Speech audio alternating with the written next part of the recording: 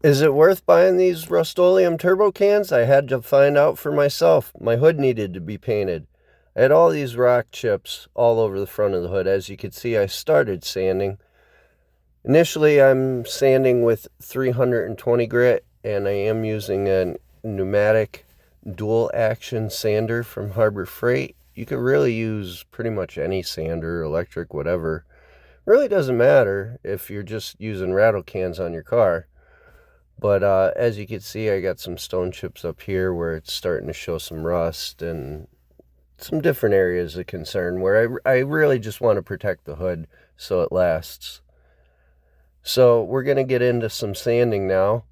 Like I said, I started out with 320 and then I feathered everything out with 180.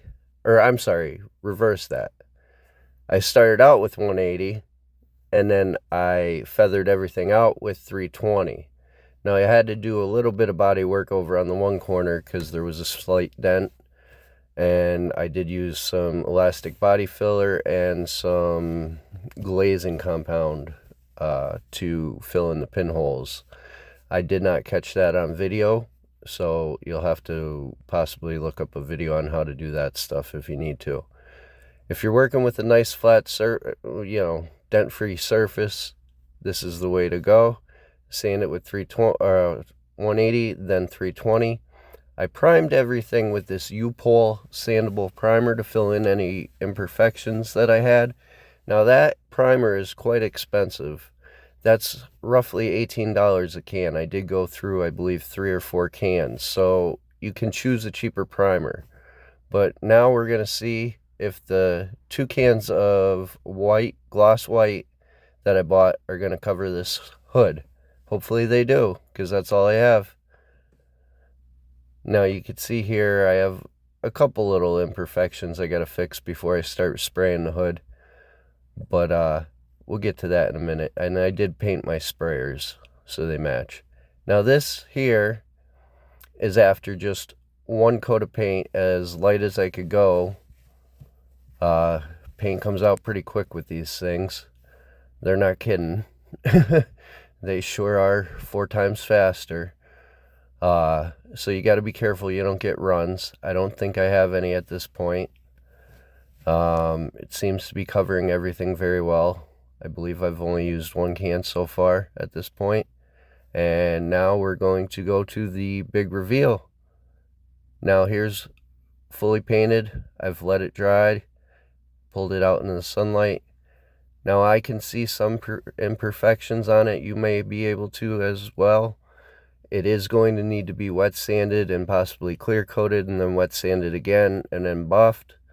I'll get to that in another video should I decide to do that. I do have a little bit of a run up towards the top of the driver's side there. But overall, I would give this product a 2 thumbs up. It definitely helped me out with getting rid of those rock chips, and my car doesn't look so bad. The rest of it does. I do have a rear bumper for it. There's some other mods I'd like to do. They have a V-Land headlight taillight combo that's fully LED with projector beam headlights that I'd like to upgrade to. I do have LEDs currently. Now I do have a dented front bumper from the previous owner, so I have to get myself a new front bumper, and I believe I'm going to get some fog light housings for that. I do have a couple of small dents on this side. If you guys would like to see some videos on me repairing those and also painting the rest of this vehicle and replacing this rear bumper and the front bumper, please don't forget to leave a comment saying, what you'd like to see me do. If you have any thoughts or ideas of what I could do to improve this, I do believe I have a small dent on my roof, but that's not such a big deal to me. The overspray, you can't really see it right now. But anyhow, I'm thinking about getting some rims, maybe lifting it, maybe lowering it. I've already got a video up about my exhaust. I did do an exhaust on it. So let me know what you think. Should I go with lifted, lowered, stock suspension height? And should I go a little bit bigger on the rims? These are 16s. I think I'd like to go 18s. But I do tow a boat, and go a sort of off-road, not really, but enough to where I need some cushion and ground clearance. So if you enjoyed this video so far, please don't forget to like, subscribe, and share with your friends. And I'll see you on the next one. Thanks for watching.